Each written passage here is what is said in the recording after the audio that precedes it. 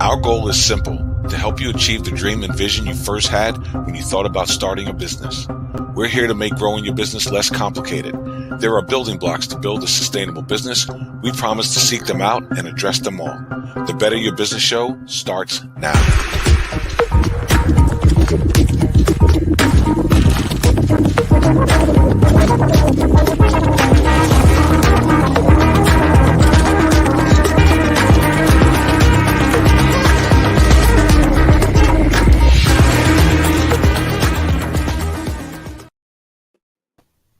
Good morning, everybody. I'm Natalie, a financial strategist and your host, and I want to welcome you to the Better Your Business Show. My beautiful co-host, Shanna Mavis, with us this morning. Good morning, everyone. So happy to be here. Excited about what we have today. Got some great questions. Oh, is it dance party time? Is it dance party time? Carlton just likes our dancing, apparently. I know it, Carlton. It's all right. It's all right.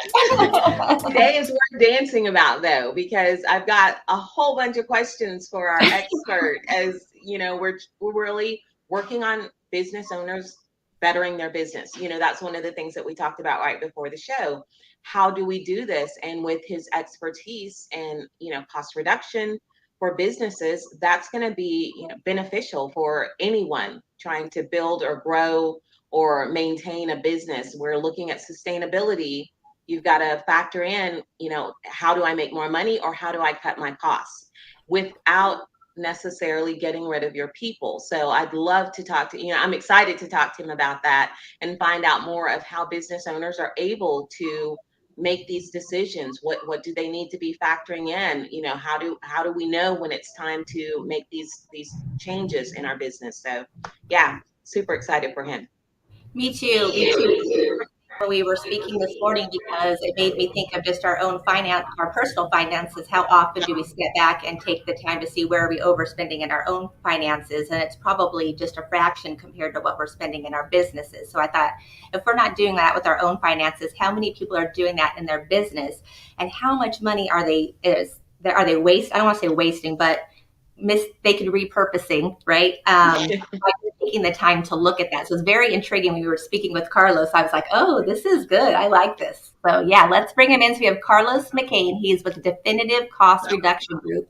He's been a financial strategist for 26 years. And basically he helps people reduce the costs in their business. So if we can go ahead and bring him to the screen.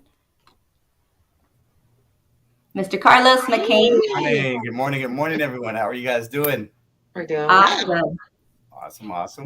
Happy that you're here with us, bright and early on a Monday morning, so we can talk about how we can save money. Absolutely. Glad to be here. It's one of my favorite subjects. I don't know about you, Shanna. Well, I knew you were geeking out on it because it's like, oh, money's involved. Yes, that is Natalie's. That's her thing right there. So. Yes, I'm interested in saving money, and especially for business owners. I really like that because when you said cost reduction strategies, one, make sure that you have a strategy for cost reduction, because otherwise you're going to get to a point where you're going to have to make some more difficult choices. So if you go into it with the mindset, hey, I'm trying to achieve this goal. Here's how I'm going to do it. And Natalie, you can speak to this from the personal side as well, as the business side. But going into this is going to be far better than being reactive down the line. So I really am interested in how you serve your community and the business owners that you work with. And, let's talk about cost reduction. I'll take it. Well, absolutely. I mean, and you guys hit it right on the head. I mean, at the end of the day, a lot of times when we start businesses, we start with the mindset that, we're focused on, hey, we create a great solution. We got a great solution for a problem in society. And hey, I've got a great business idea. We do all the things that they've told us we need to do to get the business set up and running and to be profitable. And that's really our focus. And we don't take a lot of time to really focus on, number one, the sustainability side of it. And the key secret to sustainability, which is focusing on the cost immediately and long term. I think that's where a lot of companies fall short, and why, we have a rate where we're losing, business owners, I would say actually now about 76% of businesses are closing their doors within the first 10 years. So we're trying to prevent that, especially in the small to mid-market companies in that target or that segment. So again, I think focusing on the cost aspect of it and managing that is key. So when do people typically reach out to you? Is it, hey, my back's far up against the wall, I'm scared of losing my business? Because I would think at that point, right, when it's not that it's too late, but you don't want to reach out at that point, right? So when do people, should it be like an annual review? Is this, something, hey, I see my financial strategist, my CPA, and Carlos? Right. Well, I mean, I suggest we look at it not just once a year. Most companies do that right around August, September. They look at their budgets. They have their budget meetings to see how much money they have left for this year, and then the remaining, what they have set up for next year. I think that's way too late. We have to do more frequent checks on our costs that we're spending in our company. I recommend doing people once a month. So in that same vein, what you also want to do is make sure that, a lot of people say when you start a business, you got to get an attorney. That's the best thing to have, an attorney to help, make sure you navigate the way you have things set up. I think more important to that is having a good CPA and not a bookkeeper, but a CPA. And to make sure that CPA is aligned with the fact of what your vision is, what your goal is of your company. And then that way they can focus on the numbers and the financial side of it. We do get always being told, you need to know your business numbers, your company numbers. Yeah, that's great. But we also need to know, and your CPA needs to know what those numbers are. And they need to be your big brother, so to speak, to make sure that you're in line with your budgets and things. And I said monthly is a pretty frequent, I would say, to do that, to be sustainable long term. I love that. I really honestly did not expect you to say monthly, but if we were speaking about our own finances, personal monthly is like, yeah, you better be looking at a monthly, right? So I don't know why I thought yearly, maybe even quarterly. So that's very interesting. I have a friend that does credit card processing.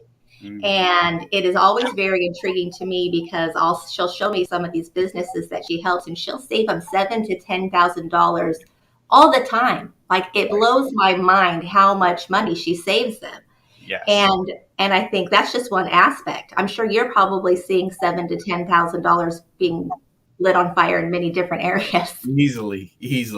Like I said, we have 144 contracts and companies that give us their service at no cost or what have you. But it helps reduce costs, and those contracts cover about 200 different aspects of a business where you can save money. And a lot of times business owners don't realize there's areas that they can save money. It came to fruition with me. Recently I started working with, it's about 2 years ago. I started working with a pretty famous boxing manager. It was actually Muhammad Ali's manager, trainer, Henry Grooms out of Michigan. And he's 87 years old at the time. And I watched this guy put together a professional event, which these events are like $40,000, $50,000 easily. I saw him put together the entire event with zero money out of his pocket. It was just amazing to me. And it just says, the day and era of bartering is still alive and effective today. So when you think about that, and I think, again, the first step is really knowing with your CPA what your company's numbers are now, what your profits and things like that is great, but also cash flow. We see a lot of companies fall short there. And being able to identify that first and then find strategic partnerships to help continue to reduce your costs. Because, again, I think a big part, too, why I say monthly is because it's almost like the old Six Sigma, how you would get together for Six Sigma. You gather people together in a room and, to find out this problem or resolve this problem. And, 6 to 9 months later, you've got this room full of ideas, processes laid out, and now you got the solution 9 months later. Well, we know now things change too frequently. You have to be agile. And that's why agile started coming into play now, is because things are changing so quickly now. You have to be able to change and pivot on a dime. And you need to take that idea and concept with your business as well. I apologize for that. So you need to have that concept as well as be able to have the people in place, the partnerships in place, and everybody paying attention on a more frequent basis so that when the industry changes, whatever your industry is, you are able to change with those times as well and navigate, keep ahead of the curve. So that's why I think the monthly checkup is more appropriate for most businesses. So Carlos, have you noticed that certain areas, you said there are certain areas that business owners don't realize that where they can reduce costs. Is it industry by industry? Have you noticed some consistent areas, like let's say technology or real estate, or are there specific cost areas that people need to be looking at in certain industries that you could call out that might help someone watching? Yes. Yeah. And I'll talk from the perspective of, let's talk about employees, because we know you really do have to have employees as well. They are trying to get in touch with you, Carlos. I know. Are they really? Yeah, really, it is actually. But at the end of the day, yeah, you really have to. Well, let me step back, because for 15 years with Citigroup, I was a 401k wholesaler. So I went and I met with business owners. I met with financial advisors who brought me out to meet with their companies. And what I would first do was find out the needs of that company.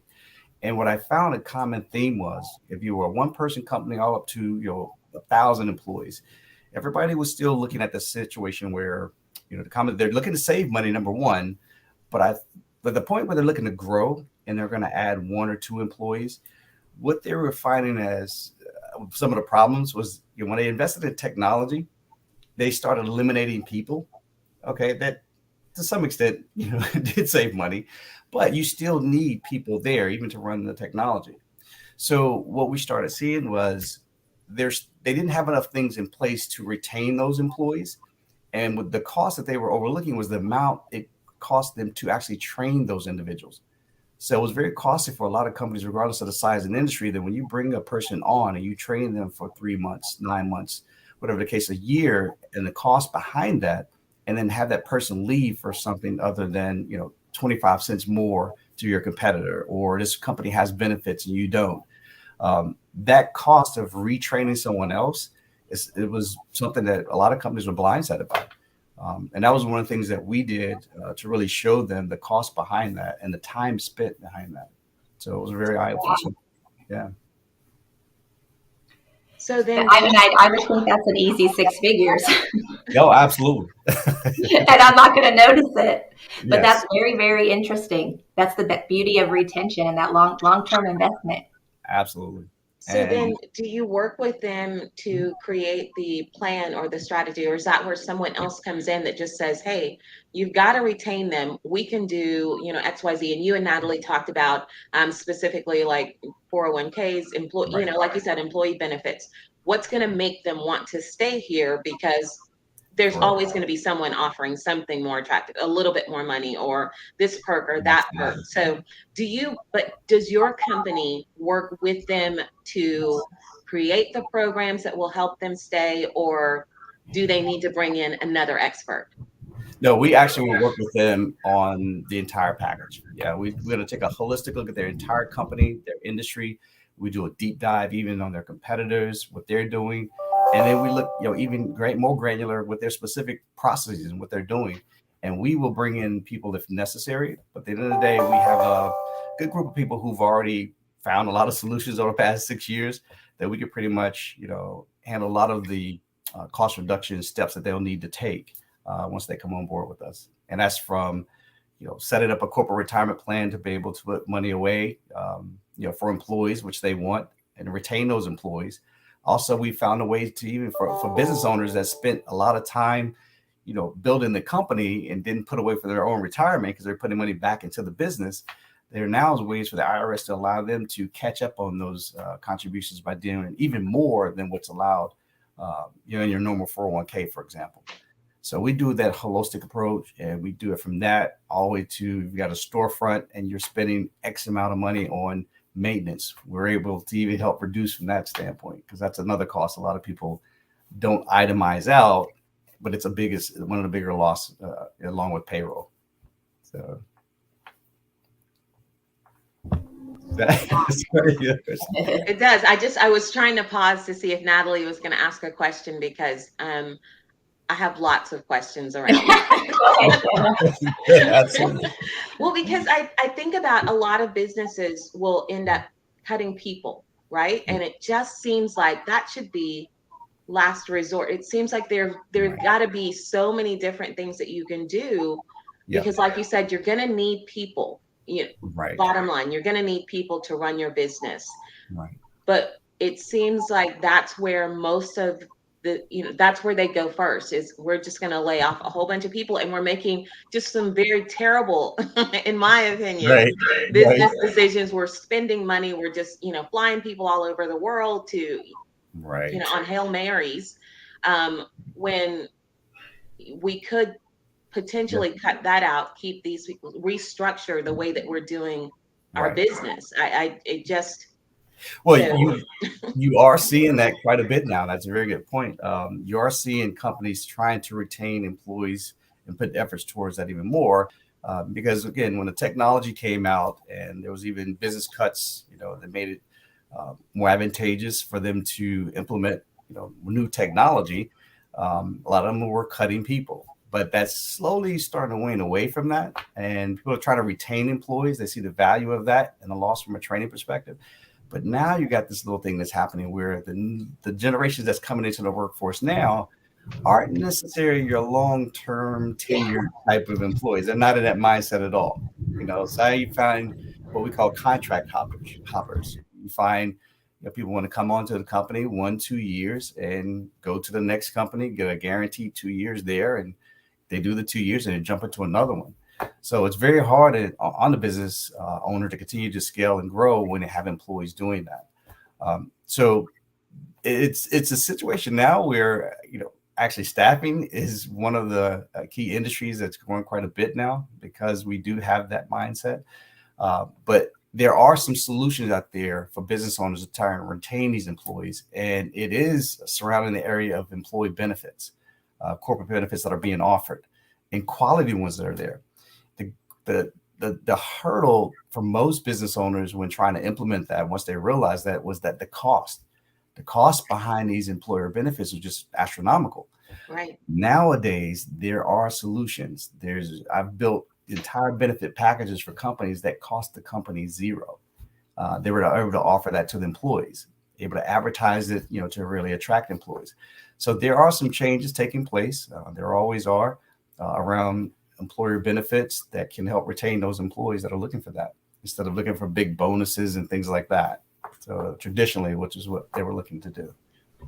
So, yeah, or even if the business can't put in employee benefits, and at least having someone come in once a month where they can talk to their employees, at least offering opportunity of, hey, at least we're giving you the resource, because the employee, I don't think, really cares either way. The bottom line is just that they're getting their needs met. And if they're getting their needs met, they're going to be a better employee to you. And they're going to want to stay with you longer term too. Because I think about, well, just like you said, right, we're thinking about, it's got to go both ways. Like, what are we both bringing to the table? I think that now, being self-employed with some of the networking groups and stuff like that I'm a part of, we can all be replaced. That's just the bottom line. So we both have to be bringing something to the table. It can't just be one-sided, whether it's employee or it's just me working hard, not taking time off, whatever that is, right? It needs to go both ways. Oh, absolutely. I totally agree. And you're finding that more and more now. It's one of those deals, even, when you're looking at it as a, I guess, solopreneur, so to speak, many of the issues and things, you're still having the same scenario as some of these larger companies. But we do help, on that side as well. And even just talking about the employer benefit side, and you hit it right on the head, is a lot of employees, when they are with a big company and they join the 401k plan, they love it. That was one reason when they came over, the benefits. But a lot of times they don't see the advisor or the people educating them maybe once a year, if that. So they're kind of left to their own devices to try and figure it out. I've shown business owners where that can hurt, participation in the plan. And of course, if someone's not using it, it's not a benefit. Now they're thinking about, well, let me go over here to this other competitor who's paying $1 more. When you have the perfect vehicle to keep them, without losing them because of that expense, you just have to continue to educate. And that's why one big part of it in that space is, the fiduciary responsibility of the companies to properly educate their employees. And that's one thing that we look at. We work with companies that have a arm or a vehicle to not just set up a 401k and say, hey, here's it used to be forms, but here's a website, fill it out. If you need help, call this advisor that's on our plan. Now we're like, okay, well, let's set it up. You're eligible. Now we're going to have someone come and sit down with you, an actual counselor, to talk about your specific situation, okay, and tailor something custom for you. those are having more traction, and those employees are happier employees. They're retained, they're staying longer with the company, and it just reduces the cost over time for that employer. So, and that service, believe it or not, is something that can be gained at no additional cost as well. A lot of people don't realize that. So, but there are programs that can help that. Yeah, you're throwing out a lot of no cost things, Yes. Carlos. Yes. Yes. I'm loving that. And I think a lot of business owners that are watching this will love that as well, because that's one of the things that we all struggle with, especially starting out. Oh, absolutely. There's not enough money for everything. And you're talking employee benefits, and many business owners really just getting started or within the first couple of years are not thinking about benefits as a means of retention or as a means of anything because of how much cost is involved. But I think what I loved is that you show them, or at least my understanding is that you're showing them going into this, it's far more costly for you to have to train and retrain and retrain. You're just preparing someone for their next job instead of trying to keep them there at yours. Exactly. Exactly right. And as you get, when you're starting out with some of the smaller companies, you do have that one business owner that's wearing multiple hats. So the one area that they also falter on a little bit is their processes they have in place. We see a lot of gains when we sit with companies that are smaller. It could be one, two people, and just establish their processes they're using. If they're using outside vendors or they're 1099 employees, whatever the case may be. But when they focus on that, they see the cost savings aspect of that. And a lot of it is time. I always tell the owners, you have to dollarize your time. You have to put a dollar amount on the value of your time because it is costly. And the reason I tell them that too is because everyone, and we have the mindset in our country that, hey, the CEO is the pinnacle. This is exactly where we want to be. But there's another level above that a CEO should be striving for. And it's called a CVO, Chief Visionary Officer. All right, because you have to be a visionary. It's your vision. You get everything started. You work it up as a CEO. You've got people running your company. They're managing everything like they should, the departments, the operations, the processes, and you're a great CEO. But if you just sit there and not think about the next step, if you're not agile, so to speak, then you're going to fall into a Blockbuster versus Netflix scenario. Blockbuster saw this streamline coming and said, no, we're too big. We've got this for years. But then by the time they realized that, hey, we need to get into this, it was too late. They joined the online, but it was way too late. Netflix had it. So you have to be a visionary as a CEO and see the next step for your industry and where it can go next. And it's beyond that 5-year exit strategy as well. It's got to be more than that. How do we differentiate ourselves? How do we go in a different market? How do we have strategic partnerships that will help us overall scale up, but at a low cost or no cost? Because it's doable. I've seen it with my eyes. Definitely. I love how you keep going back to strategic partnerships because I think that's so important.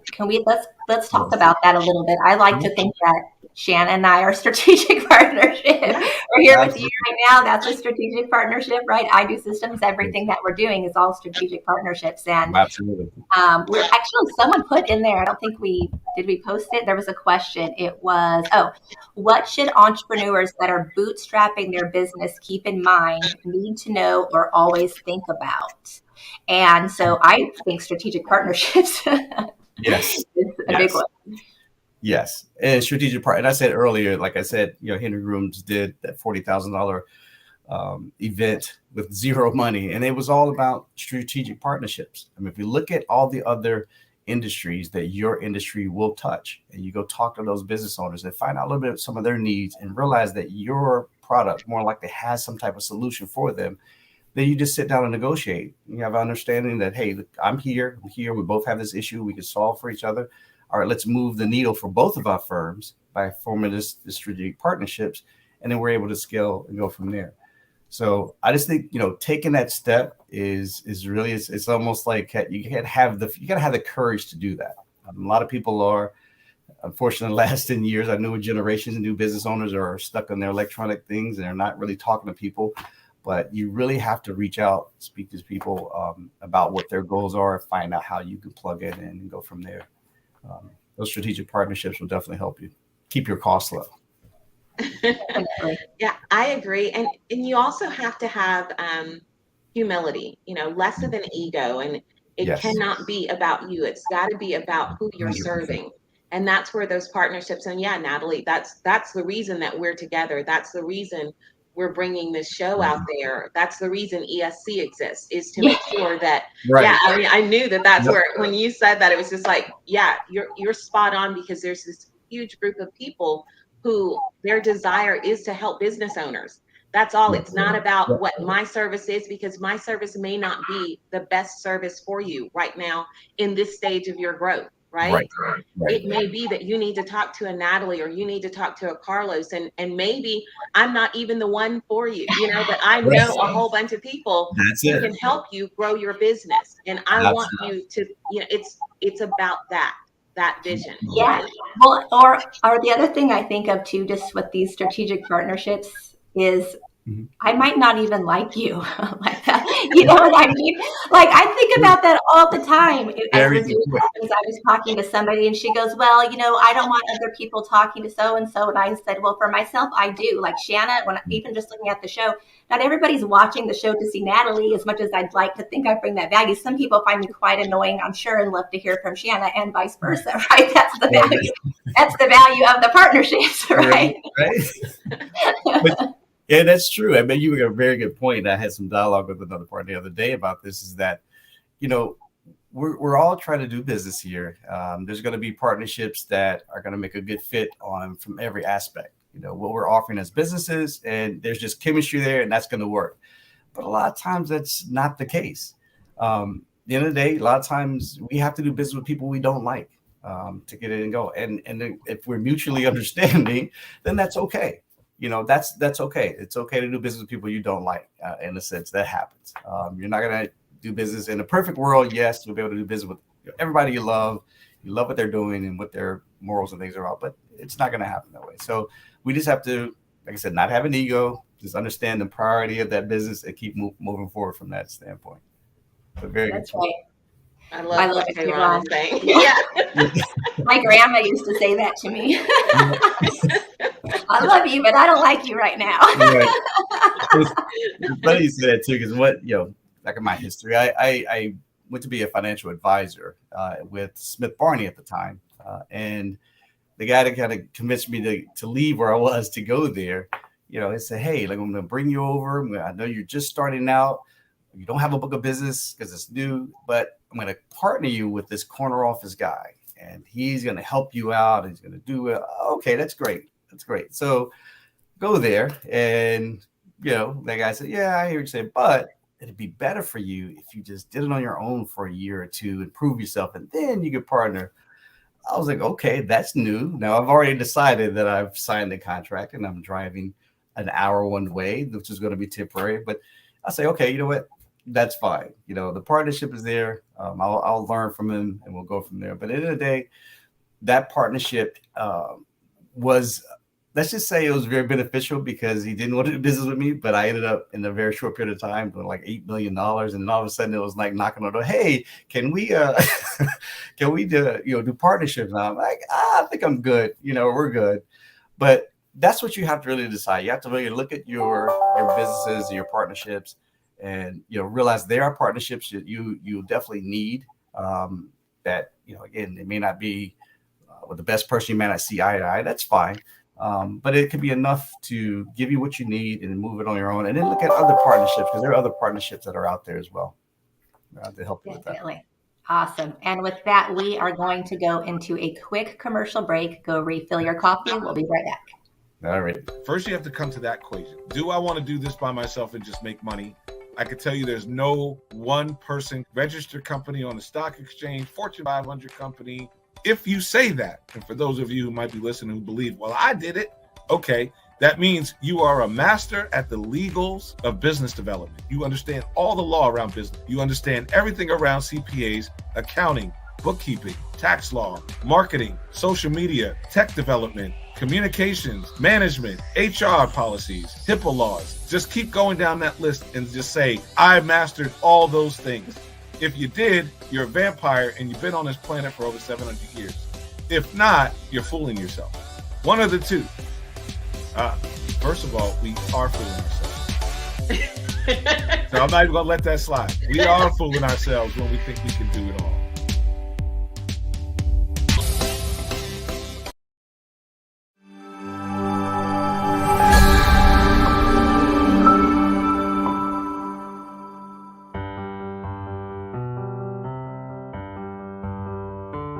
When I see, ESC, I see community, I see connectivity, I see from the business owner and from those who are involved that, you don't have to do it alone. It's a safe place where I know that we have the same goal and vision, and where our intent is to help people. That's what we're going for first and foremost, and whatever happens is the results of that, but our goal is to help people first. I think the core values is each component of that's coming to the table here. Each brand is a core value of ESC.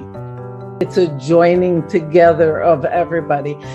Do what our job is, support each other, and be business partners to each other. To me, that's priceless. When Mike said, I've been waiting for this for the 12 years, I'm with you, Mike. I feel like this is the moment that all this is built up is to this moment. And so it's just super exciting.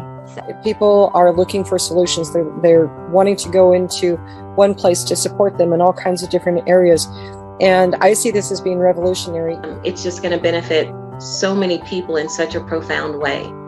There's a huge benefit across the board in ways that we don't see, but we all benefit when we all succeed. I see a new beginning. I see fertile ground for entrepreneurs. This is a group of people that is coming together to make that happen and then to multiply that. So yeah, we need you. We need everybody to be part of this.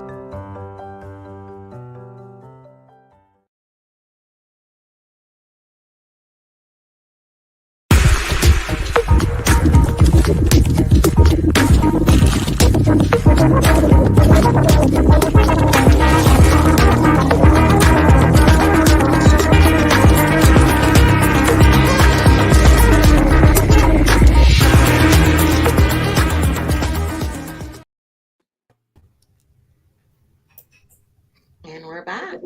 We're back. All right, Carlos, I have more questions for you. Bring them on. Love it. We love questions.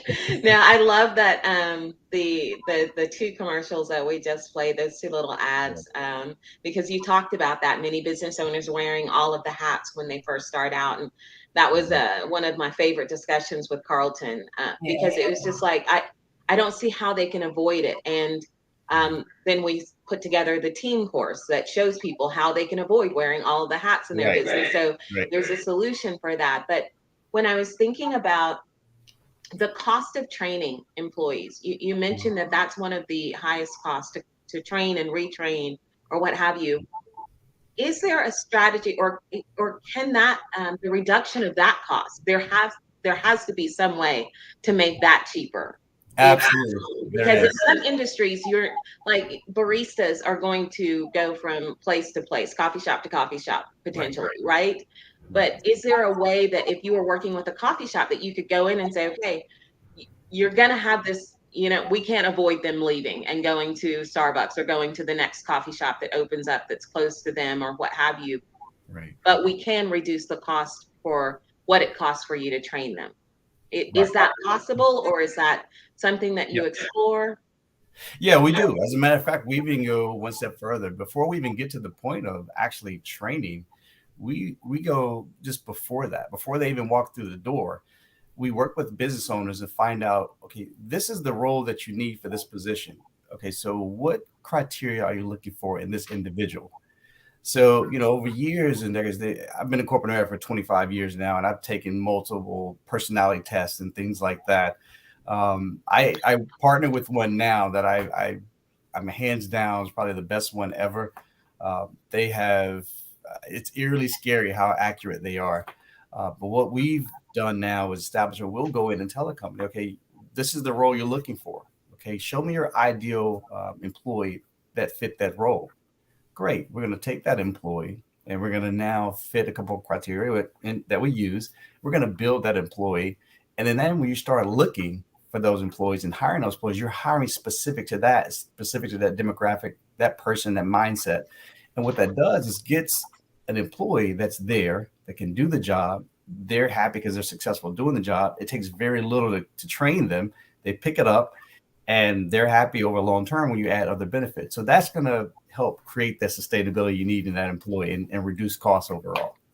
I like that. It's almost like a buyer persona for when you think about marketing. You put together your ideal buyer, and that's who you speak to. That's who you. So I love that. That's the tactic. That's the part of the strategy is to understand who your ideal employee is. Right. Because that's just important. because they have a pulse does not mean that you should hire them. And a lot of business owners, you're laughing, Natalie, but that is what a lot of business owners will do.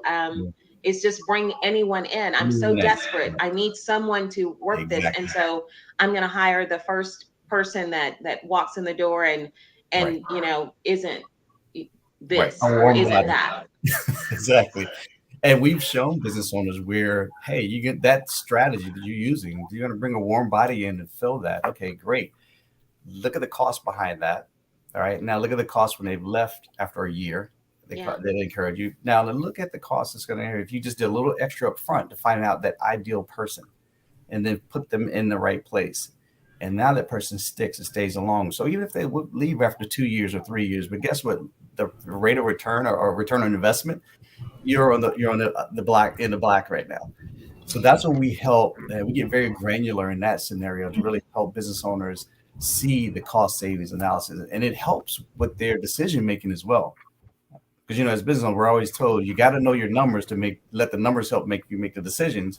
The issues that we see a lot of times is business owners will go to first, second level, maybe third level of that onion, not realizing there's about 7 more levels we should peel back from the numbers and then look at what those numbers are telling us as far as the decision that's going to save us money long term. Yes. And you know what I love about that? I think it's so important that there's another set of eyes looking at that. Because I'll tell you, when I was doing my business planning going into 2022, there were aspects I thought that I was going to cut out of my business. That I was very adamant, these things are what I'm going to shift, and these things are not what I'm going to shift. And I sat down with someone I was getting mentorship from, and we went over the numbers, and it was like, I'm in finance. The numbers didn't make sense. I had to completely shift the way I was doing things. But again, you still need someone else to look at it for you. But that was my other question for you, Carlos. Is how long does the typical employee stay with you anyways? Is it 2 to 3 years? Is that the average turnover? Yeah, it's unfortunately dropped to about 2 or 3 years. Like I said, there's a lot of contract hopping because the newer generation is a different mindset. COVID didn't help, so to speak, that, we were doing about 400,000 new companies a year for 30 years up until 2020. Now, 2020, it was like 4.4 million. And then 2021, it was 5 million new businesses starting up. So it's the mindset of, hey, let me just start my own business from home. And that's what we get a lot of. But unfortunately, those numbers are still, 76%, are failing by year 10. But yeah, I mean, that's really why we need to do that. Yeah. And there's going to be no exit plan for those businesses either, unfortunately. Right. Because of the 2 years. Yeah, you're right. That is something that we also work with them as well. So let's look at your 5-year exit strategy. And, it's funny how you meet with them and they're like, yeah, I'm going to sell the business. Okay. You're going to sell your business. So let's start at the beginning. What's the name of your business? It's, Granlund and Son. Okay. Well, that's your family name. I'm not sure anyone's going to come and buy your business with the name. So it starts, we tell business owners, it really starts at the beginning with the name of your business as well. I know we get that mindset. Let's put our family name on it. And, do you want to work this forever? Are your kids going to work this forever? Are you sure they're going to work it forever? Because what they told me, they're not looking to do this. So that's some of the things that we look at with business owners, short term, where they are right now, but also definitely long term, when their strategy comes into play from that standpoint. So I'm curious, you specifically called out a CPA. Yes. You said not a bookkeeper, work with the CPA. And, they have a certain level of expertise in accounting, general accounting practices. They can represent people in front of the IRS. There's so many things that CPAs can do, but why specifically are you saying partner with a CPA? And I say partner. In whatever sense that means, but they need to be so heavily involved in your business. Why is it that you're recommending that particular expert. Right. Because we as a culture for years look at CPAs and say, okay, yeah, they just do taxes. That's what they do. And that's all I'm going to look at them. But they do so much more. Like in the past, there was so much more. Nowadays, it's even more so because CPAs have gotten smart and they had a couple of new law changes that made them diversify their business. So now they are business strategists. They are financial strategists and specialists. I've had 3 of them come to me as CPAs, and I literally rebranded them. And as you know, over a 3-year period, rebranding what they did, their doors opened up, and they're just their businesses are just incredible, which is why they're loyal to me and DCRG, and they help out quite a bit with DCRG. But yeah, you need to, and the secret in the financial world for years has been CPAs do hold the key to a lot of business owners. Thinking of it from a financial advisor standpoint, their goal is to get more business owners who are making high revenue with their company to invest into the market, right? So how do you get to them? Well, if you have a CPA that's meeting with them once a year and looking at those numbers and saying, okay, yeah, you're gonna have $100,000 in profits you're gonna pay taxes on. What are you gonna do with it? That's the limit. Most CPAs, and then they refer them back to their financial advisor. So you'll find bigger firms like your Morgan Stanley's, your Raymond James. They now have programs set up specifically for CPAs. We can share revenue now. Yeah. But the CPAs have got smart there too, and they know that they're being asked for their clients. So, it's a interesting battle to see back and forth how they're trying to gain the trust of the CPA. But at the end of the day, what I believe when I'm looking at strategic partnerships, even if it's a new partnership, I make it a principle and a practice. I'm going to come to the table with my palms down. I'm going to be giving you something before I say, hey, here's how I can benefit. And that, if you do that, a lot of times your relationships start out the right way, your partnerships start out the right way, and CPAs will start trusting you more, and they'll open up their book of business to clients because they've been for years and decades always being hounded by, let me have my client, let me talk to me about your client. I can help them. So it's one of those things where I always say you definitely want to go to CPA because that's changed our mindset about what CPAs are today versus before. Needs to change because they're very different now. Is that how you meant the question, Shanna, or was it CPA versus a tax advisor? Or Oh no, I meant it exactly as he answered it. Okay. Why that type of expert? Because we all believe. At least everyone here on the panel believe in the power of strategic partnerships and believe in the power of having experts alongside of you. And that's one expert that we're calling into, focus right now. And I just wanted to make sure that every business owner had an understanding of why you're recommending that they partner with a CPA, that they look into this as another option as they're beginning to make these decisions that are going to impact their business down the line. So who are you bringing alongside of you to help you grow? And 100%. Why would you do this? And so it was just like, hey, business owners, consider this path and consider meeting with someone right away so that you get a better understanding of what's going on. And you have someone who's looking at your business from that perspective, right? Because you can only focus on so many things as a business owner. Absolutely. That's good. You get it right on the head. And that's why I deal with CPAs. I mean, they and it's not every CPA is the same either. You do have CPAs that are,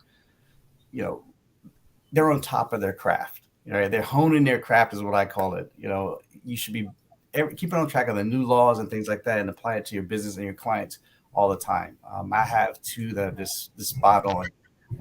Always on top of the new laws and things. And you have some that have been in it for a number of years, but they're just kind of stuck in that. They're just kind of doing the minimum to keep and they're fine with that. And there's nothing wrong with that. It's just that now the need is so great now with business owners, given the fact that changes are happening so quickly and they have to make decisions on a faster basis now because things are changing. The numbers are the key with helping that business decision. And being able to have the numbers below the first, second, third level, but even deeper than that, just confirms that what the right decision is going to be that's going to keep your doors open long term. And that's really why I said CPA is more important even than an attorney. To be honest with you, nothing against attorneys, but yeah, my first one is I'm grabbing CPA first. Yeah. I'm with you, Carlos. My CPA finds me quite annoying, I'm sure. I always feel outnumbered with money people on the call. Oh, no.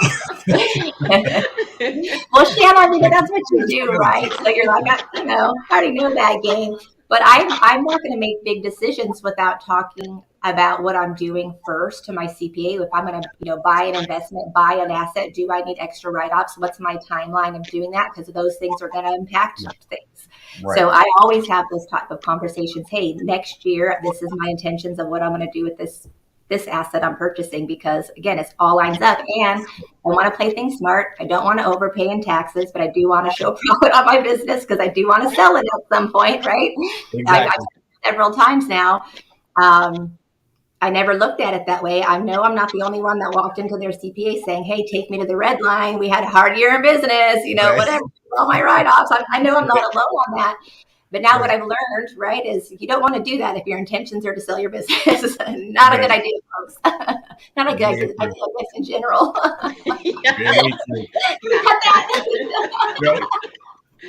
Just kidding. And one other thing, guys, I'll tell you too, and I don't mind people. I'm a very modest, humble guy, and very successful in certain areas. And people are like, well, how are you so successful? And I would tell them, and it's like, you just tell people that? I'm like, yeah, I have no problem telling you the secret. You're not going to work as hard as me, so I don't mind telling you. But another partnership that is very underestimated, is you guys maybe can relate, is, believe it or not, hairdressers. If you know a good hairdresser, and I'll tell you, when it's been around the industry for 20, 30 years, and you partner with them and you just talk to them, hey, from a consultant standpoint, you should, they know everybody. Yeah. They get all the inside information. They know the executive's wife and what they're going on. I'm like, wow. So I was fortunately, I partnered with one, been in the industry for 30 years, and I just knows everybody. And it's so easy. Oh yeah, let me make a call. Wow, really? And I find myself sitting in front of the board and stuff with different, people, simply because they had this relationship. So if you're looking for another relationship, don't underestimate hairkeepers or hairstylists, rather. They know it all. Barbers as well. So yeah, you're absolutely right about that. My hairdresser, she knows everyone. And what I love about her, Michelle, hi. What I love about her is that she introduces people. And like, if I walk in and there are people I've never met, she introduces me to everyone that, because she's got it structured so, and we all love her, that it's worth the wait. So I know when I get there, I'm probably going to be waiting 15 minutes longer because someone needed something different that they just sprung on her. And she was like, oh yeah, sure. But she will introduce me to every single person in that, in the salon that day.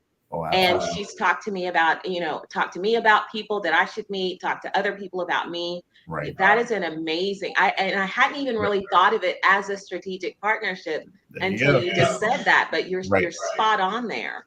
Yep. And I basically took 3 of them out, not together. We were all separate, and said, hey, I'm going to take out to lunch. Hey, look, here's what I offer. Right. This is what I do for people. It's very beneficial. This is what I do to different industries.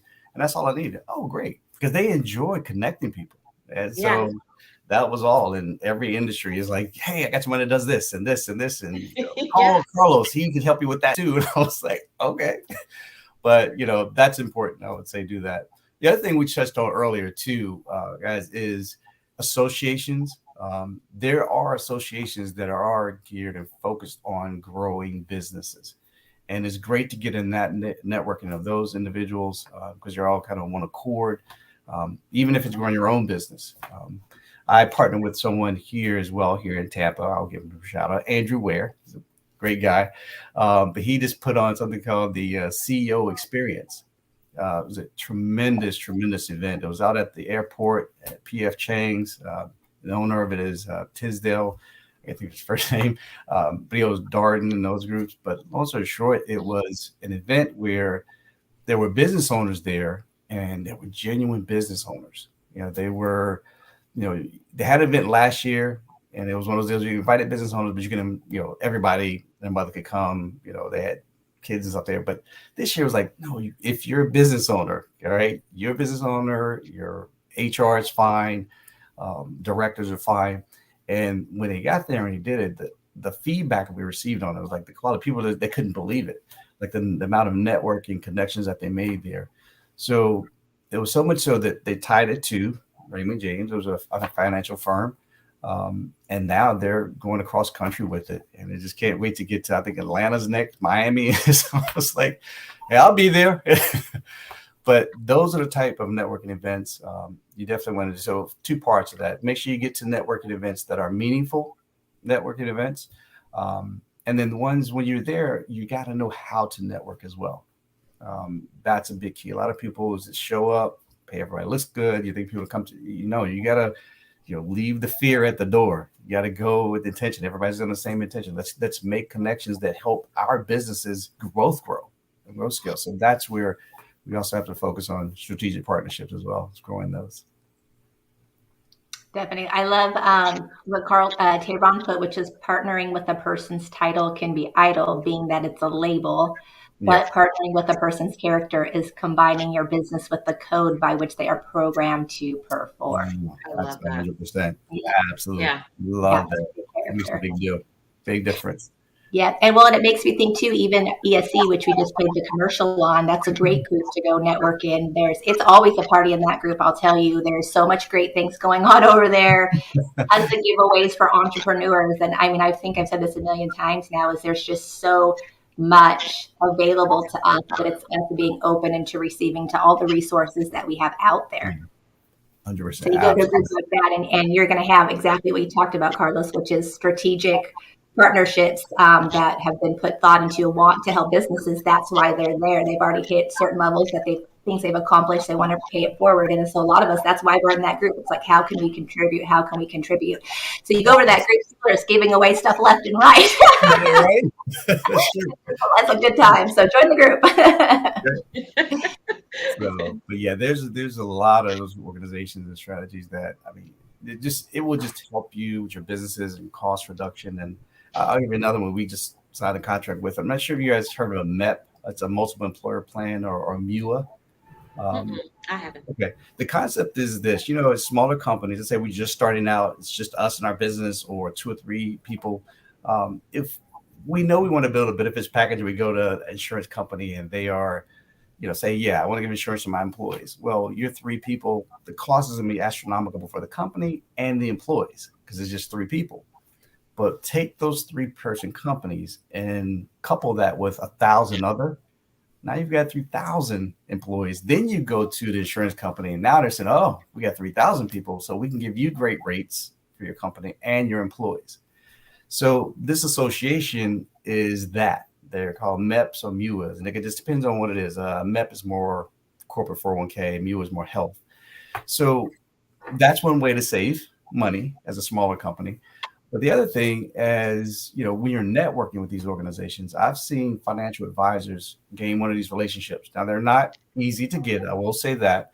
But when you are the financial advisor and overseeing this organization with, like, say, 10,000 companies, and you offer benefits to them, I've seen a financial advisor's entire career made off of this one relationship.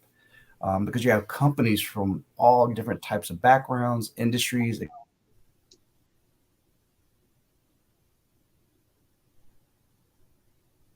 think we lost him. Yeah, it's a growing type of organization you want to be a part of.